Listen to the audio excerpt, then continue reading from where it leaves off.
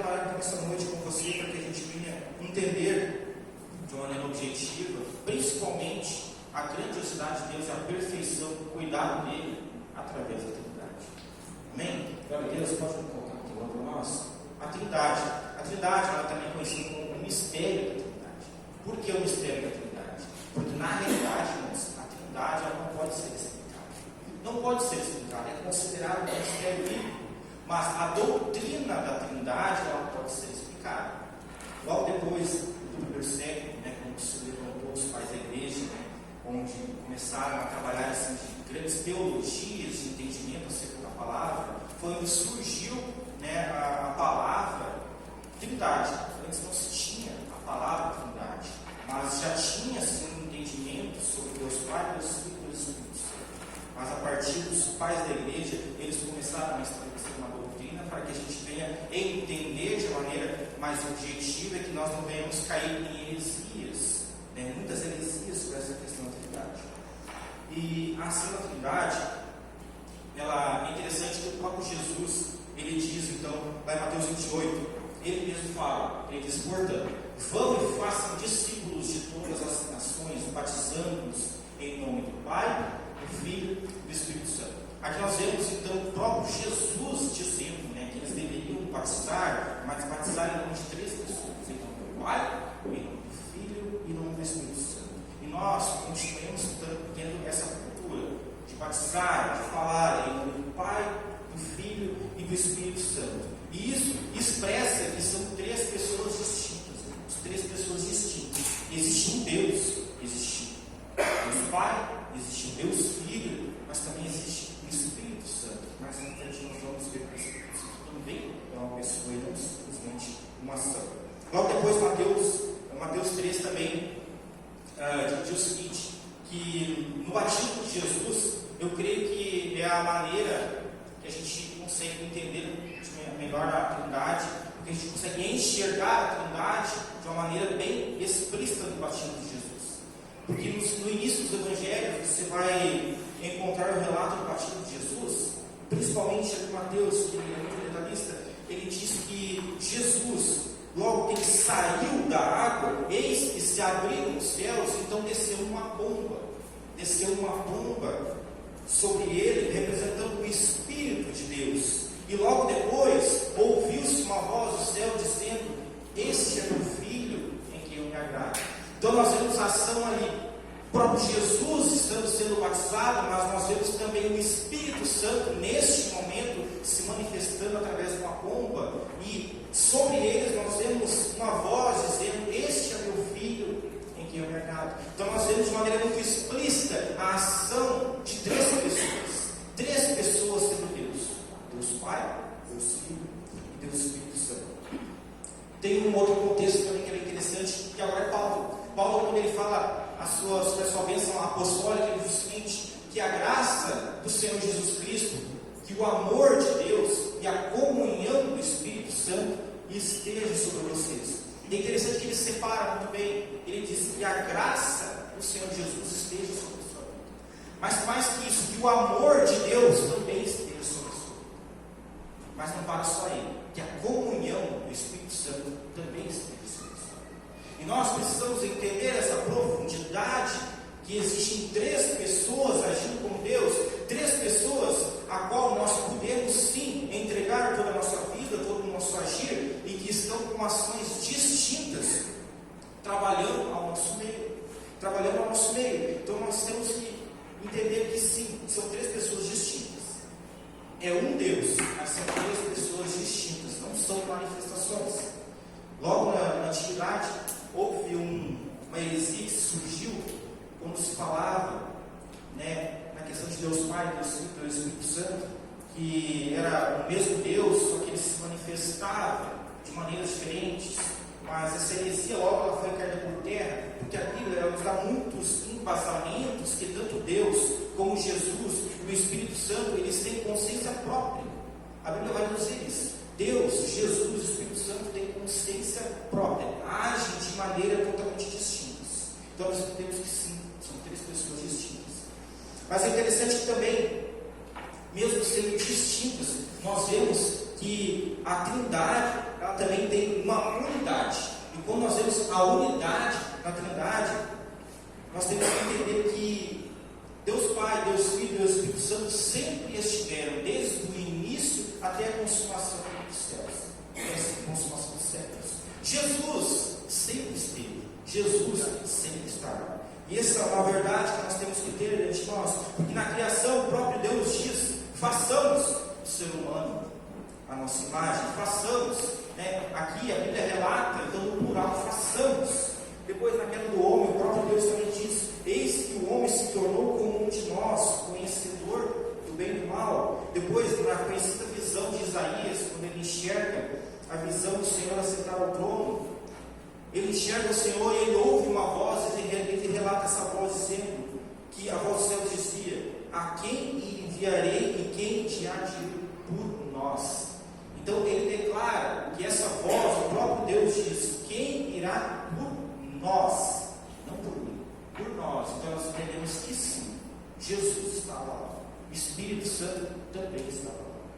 Quando nós vemos também mais para frente em Gênesis 11, na construção da Torre de Babel, Deus ele diz: venham, vamos descer e confundir a língua que eles falam. E o próprio Jesus diz: eu e o Pai somos um. Eu e o Pai somos um. Amém? Então aqui nós entendemos, irmãos, que a Trindade, sim, são três pessoas totalmente distintas, mas que agem como um Deus só. Nós precisamos ter esse entendimento, entender a interação da Trindade, como funciona a interação da Trindade e principalmente como nós podemos enxergar na nossa vida essa interação da Trindade. Então nós vemos que na criação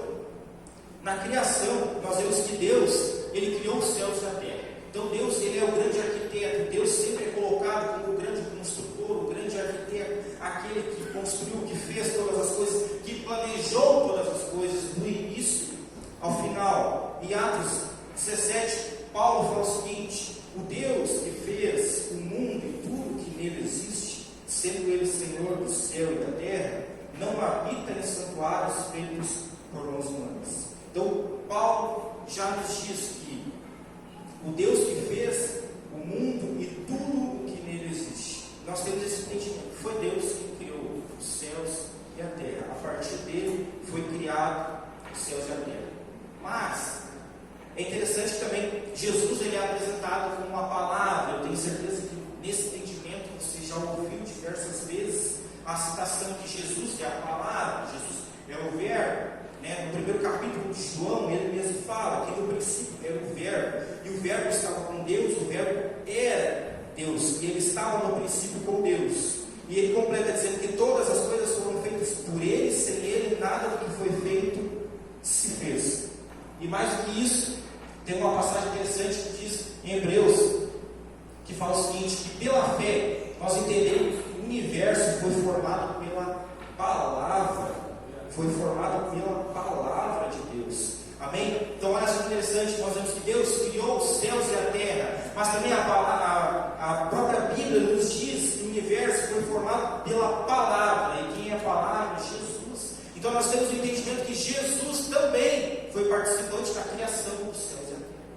Jesus é o Criador dos céus e a terra. Jesus é a palavra, Jesus é o verbo, aquele que lança a palavra. Amém? E como nós temos esse entendimento, Gênesis 1 também diz o seguinte: que o Espírito Santo pairava sobre as águas, esperando uma voz de comando. E olha só que interessante, logo depois, em Gênesis 1 diz o seguinte: então Deus disse, haja luz, e houve luz. Então nós temos uma interação perfeita neste momento, onde Deus, ele planeja, ele é o grande criador, mas tudo só é feito a partir da palavra que é Jesus, mas tudo se forma através da ação que é o Espírito Santo. Então nós vemos essa ação perfeita de Deus na Trindade. Deus Pai, Deus Filho e Deus Espírito Santo na criação. Os três criaram os céus e a terra. Amém? Quando nós entendemos isso, nós começamos a entender a profundidade do Senhor na nossa vida. Entendemos que sim, há um Deus soberano sobre todas as coisas, mas que sim, há um Jesus que também é soberano sobre todas as coisas, mas que sim, também há um Espírito Santo que também é Deus, e está ao nosso lado, e também é soberano sobre todas as coisas.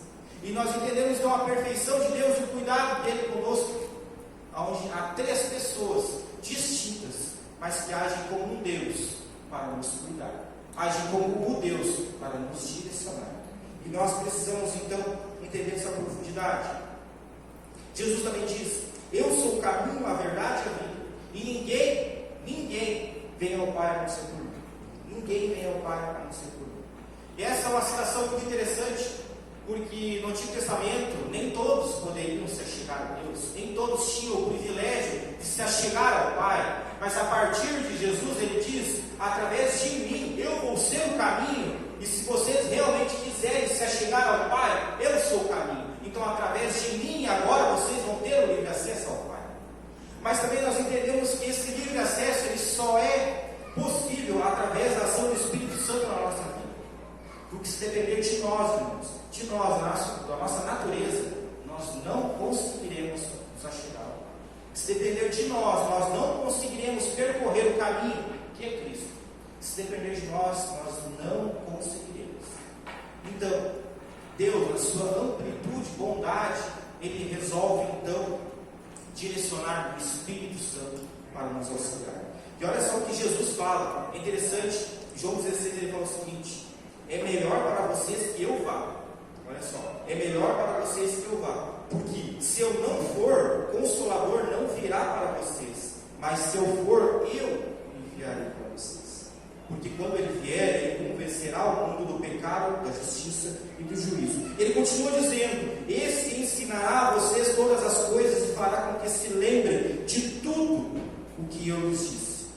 Amém? Então Jesus está dizendo: eu até poderia ficar com você, mas de forma humana eu não poderia estar com todos. Jesus não poderia estar com todos nós de forma humana. Então Jesus, ele decide se entregar em sacrifício por nós, para que a partir desse sacrifício ele pudesse enviar então o Espírito Santo, para que esse sim pudesse estar com cada um de nós, nos direcionando, nos orientando, nos mostrando o caminho certo, porque o Espírito Santo é aquele que nos ensina o que é certo e o que é errado. O Espírito Santo é aquele que nos convence do pecado, do juízo. O Espírito Santo é aquele que nos ensina.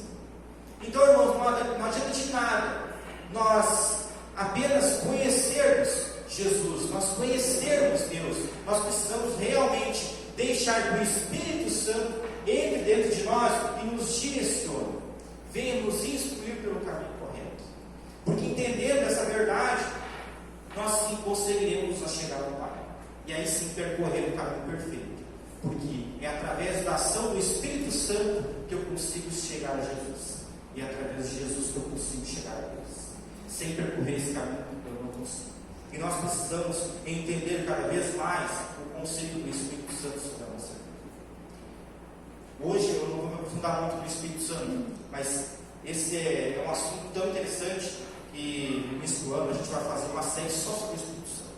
Somente sobre o Espírito Santo, para que a gente venha entender o que é o Espírito Santo, a ação do Espírito Santo, os dons espirituais, o fruto do Espírito Santo, o batismo do Espírito Santo, as manifestações que acontecem através do Espírito Santo. Com certeza isso nos leva um pouquinho de tempo para nós fixarmos na nossa mente, mas é importante, irmãos, nós termos um entendimento mais profundo sobre a ação do Espírito Santo na nossa vida.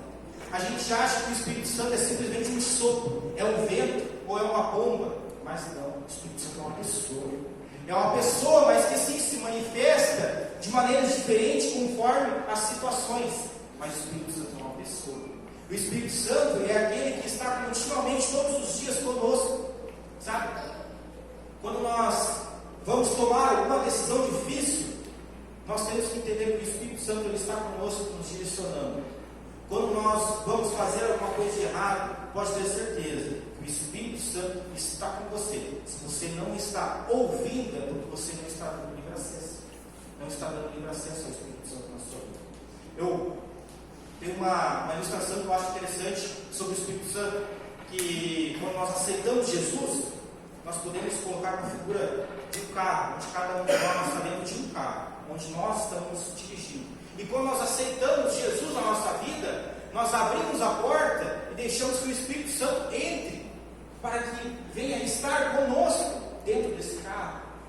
Mas ainda nós estamos no comando. Mas quando nós realmente entendemos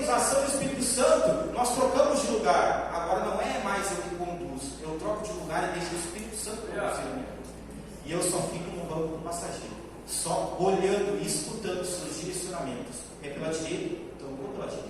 Agora é para parar, então agora eu vou parar. Eu até podia achar que eu deveria seguir, mas se o Espírito Santo está dizendo que eu devo parar, eu vou parar. É hora de prosseguir, eu vou prosseguir.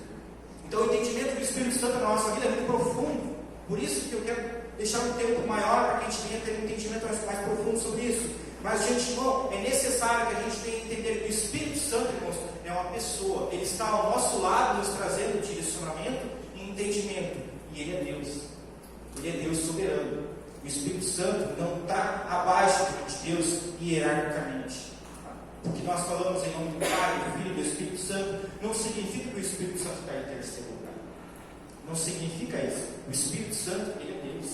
Ele age como Deus. A diferença é que a ação do Espírito Santo é uma ação que está mais próxima de nós. Porque Deus é Ele que ordena, é Ele que planeja. Jesus é quem lança a palavra, mas a ação, a manifestação é do Espírito Santo. E quando nós temos esse entendimento, nós conseguimos entender a amplitude do amor sobre a minha e sobre a sua vida. Como Deus é perfeito sobre nós. Como Deus é perfeito, agindo como três pessoas distintas, mas que estão totalmente unidas, para que nós venhamos realmente buscar eles cada vez mais, para que nós venhamos ter acesso ao eterno. Amém? Último contexto interessante que eu quero trazer para vocês, que a Trindade, ela muito mais do que ser explicada, ela é para ser experimentada. Eu podia aqui ficar bastante tempo falando sobre a Trindade, sobre alguns versículos a mais, falando sobre a pessoalidade de cada uma da Trindade, mas o que eu quero focar é que a Trindade ela é para ser experimentada por cada um de nós. Experimentada. E como nós experimentamos a Trindade na nossa vida? No nosso momento de oração. No nosso momento de oração, irmãos. Eu quero te desafiar a você buscar a Trindade no seu momento de oração. Porque quando nós oramos, nós entendemos que nós oramos ao Pai.